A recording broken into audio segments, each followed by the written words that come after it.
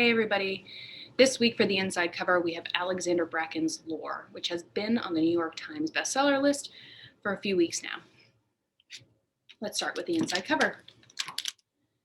Every 7 years, the Aegon begins. As punishment for a past rebellion, 9 Greek gods are forced to walk the earth as mortals. They are hunted by the descendants of ancient bloodlines, all eager to kill a god and seize their divine power and immortality. Long ago, Lore Perseus fled the brutal world, turning her back on the hunt's promises of eternal glory after her family was murdered by a rival line. For years, she's pushed away any thought of revenge against the man, now a god, responsible for their deaths. Yet as the next hunt dawns over New York City, 2 participants seek her out. Castor, a childhood friend Lore believed to be dead, and Athena, one of the last of the original gods, now gravely wounded. The goddess offers Lore an alliance against their mutual enemy and a way to leave the Aegon behind forever. But Lore's decision to rejoin the hunt, binding her fate to Athena's, will come at a deadly cost, and it may not be enough to stop the rise of a new god with the power to bring humanity to its knees. I'm going to read a few paragraphs of the first chapter, which does skip a prologue, in case you were wondering. 1. Her mother had once told her that the only way to truly know someone was to fight them. In Lore's experience, the only thing fighting actually revealed was the spot on their body someone least wanted to be punched. For her opponent, that spot was clearly the new tattoo on his left breast, the one still covered with a bandage. Lore brought up her 14-ounce gloves and let them absorb another sloppy hit. Her sneakers squeaked over the cheap blue mats as she bounced back a step. The lines of the silver duct tape holding the makeshift ring together were, after 5 fights that night, beginning to peel from the moisture and heat. She grunted as she stamped the nearest one flat with her heel. Sweat poured down her face until all she could taste was the salt of it. Lore refused to wipe it away, even as it stung her eyes. The pain was good. It kept her focus. This, the fighting, was nothing more than a recent bad habit, one that had brought her a desperately needed release after Gil's death 6 months ago. But her original promise of just this one match had vanished as she felt that familiar surge of adrenaline. One fight had been enough to break the deadening grief, to get her out of her head and back into her body. 2 fights had disconnected the deep ache in her heart. 3 had brought in a surprising amount of cash. And now, weeks later, Fight 15 was giving her exactly what she was desperate for that night, a distraction. Lore told herself she could stop at any time. She could stop when it no longer felt good. She could stop when it dredged up too much of what she'd buried. But Lore wasn't there. Not just yet.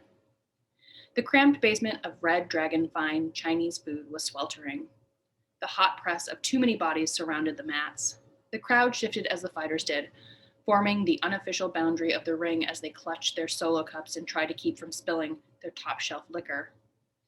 Bills and bets flowed around her, hand to hand, until they reached Frankie, the ring organizer. Lore glanced at him as he adjusted the order and bets of the next 2 fights, forever less interested in the winner than the winnings. Steam rolled down the stairs from the kitchen above them, giving the air a satin quality. The smell of kung pao chicken was a delicious alternative to the reek of old vomit and beer that haunted the boarded-up nightclubs the ring usually rotated through. The crowd didn't seem to mind, whatever it took to give them some illusion of edge. Frankie's exclusive list seemed a lot less exclusive these days. Models, art scene types, and business guys passing around their small satchels of white powder were now frequently joined by private school kids testing the limits of their parents' apathy. Her opponent was a boy about her age, all soft, unmarked skin and unearned confidence. He laughed, crooking a finger at her as he'd chosen her out of all of Frankie's available fighters. Lore had decided to destroy him and lay waste to whatever tattered bit of his pride remained well before he ever called her baby girl and blew her a drunken kiss. "Let me guess," she said around her mouth guard. Lore nodded toward the bandage on the boy's chest, covering his new body art. Live, laugh, love? Rosé all day? His brows lowered as the crowd laughed. The boy swung a glove at her head, grunting with the effort. The movement, combined with his flagging strength, left his chest wide open. Lore had a clear target when she slammed her glove into his tender ink skin. Megan Stanley writes for the young folks. It feels cinematic and epic, like a Greek murder game should be. There's blood and gore and lots of murder. If you enjoy bloody competitions, then that is definitely served up here.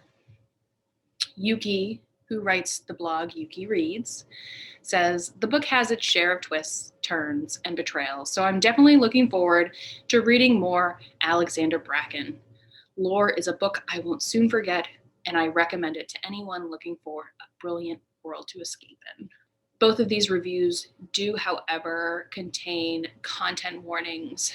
There are some tough scenes to get through in this story, so it's probably for our older teens out there.